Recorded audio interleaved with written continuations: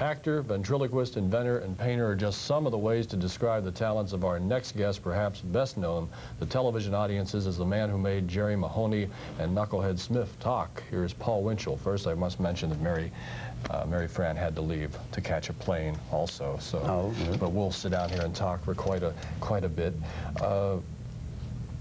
Barney Clark passed away yesterday. Yes, a very, very sad culmination of the experiment. A successful experiment, but of course it's always sad when something like that happens. Now, we mentioned that most people know you as the man that brought Jerry Mahoney and Knucklehead Smith to the public's attention, and we enjoyed it for so many years. But all during this time, you're an inventor. And one of the things you invented was the artificial heart. Yes. And was that the same one used for Mr. Clark's operation? Primarily the same one. It's a very interesting story, the way this happened. I invented the artificial heart, and a gentleman by the name of Dr. Kolf, who was in charge of the Division of Artificial Organs at the University of Utah, he also invented the artificial heart, but we did it independently. He knew nothing about me, and I knew nothing about him. The only difference is that I patented my artificial heart, and when he heard that there was a patent on it, he sent for me, and I came to Salt Lake City. I went to the University of Utah. He sat there and he read the patent, and when he had finished, he looked at me and he said, "The heart that we're using here is based on the same principles described in your patent. Would you like to join forces with us for artificial heart research, and would you consider donating your patent to the university?" And Bill, I was very thrilled, because they are a very, as you know, they are a very revolutionary and radical group there, and just the kind of a research team that I wanted to tie up with.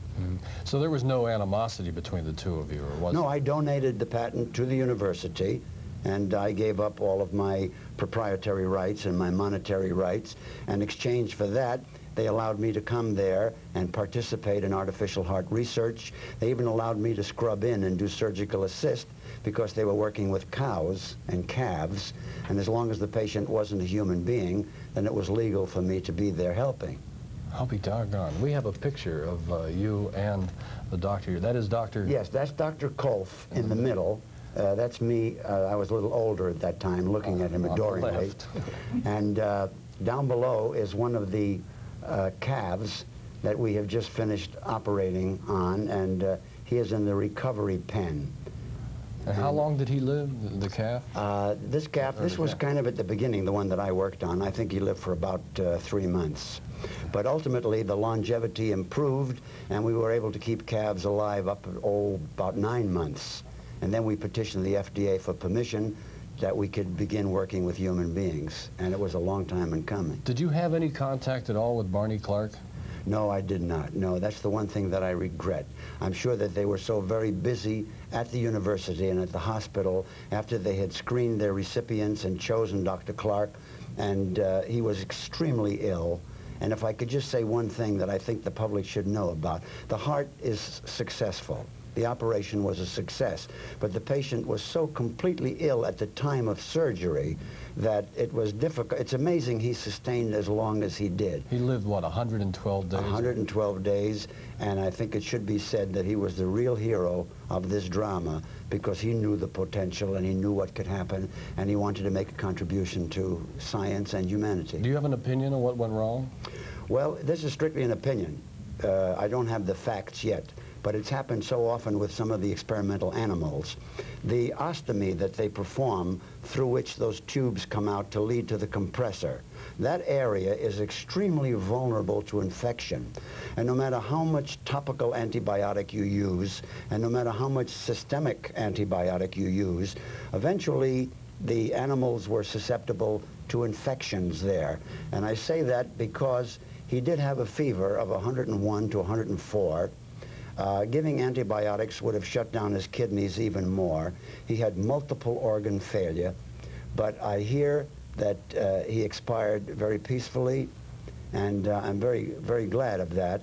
And on several occasions he said that he was glad to have been a recipient, and whatever he could have provided in the way of help and knowledge for science and for future heart patients. So let me ask you, does that mean that the heart continued to work up until the end, and it was everything else that failed, but the heart didn't fail? No, the heart continued to work after the vascular system had collapsed, He went into what's called an anaphylactic reaction. The entire circulatory system just collapsed.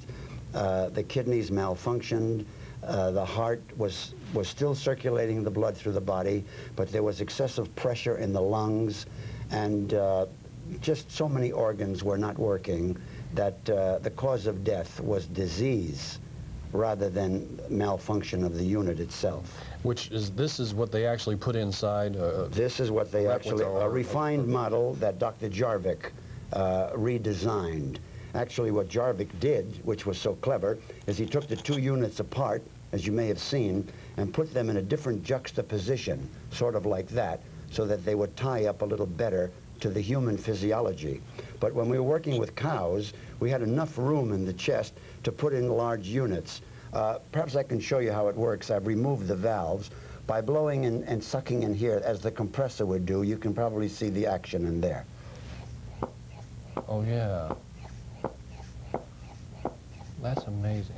And this is the invention you came up with? Yes, this is the sound that Dr. Clark heard in a muffled way for 112 days. It's very simple when you see it operate.